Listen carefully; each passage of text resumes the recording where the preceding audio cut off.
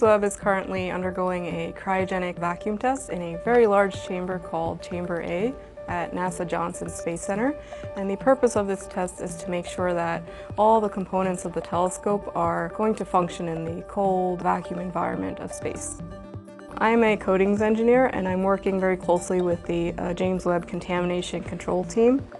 Before we start the cryogenic test, the contamination control team works to clean the inside of the chamber so that Webb can stay as contamination-free as possible. It's not possible for anyone to access the chamber during the test, so we have to do all our contamination mitigation before the test starts. And my job specifically involves the development and testing of a new NASA coatings technology that can help mitigate molecular contamination concerns. So the plenum is an area at the bottom of Chamber A. It's the space that's directly below where Webb sits, ready for testing.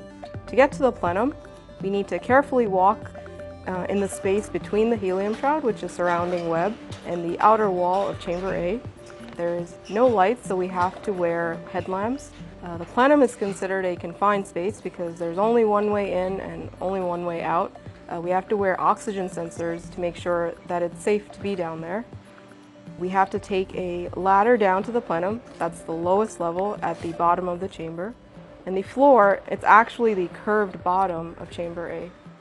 So there are molecular contaminants that exist in the plenum. For example, you have your hydrocarbons, your silicones, and these are sometimes very difficult to remove almost completely. And the contamination team they've done an amazing job of reducing the existing levels down to a very minimal amount.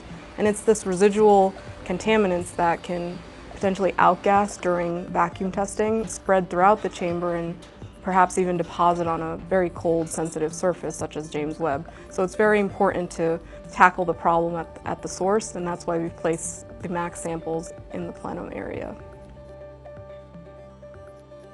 We do a thorough analysis on the types of contaminants that were collected and how much.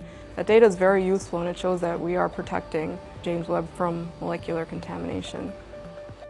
I've devoted a lot of my early career developing and testing this coating, and I'm really happy to see it being used on a lot of flight projects.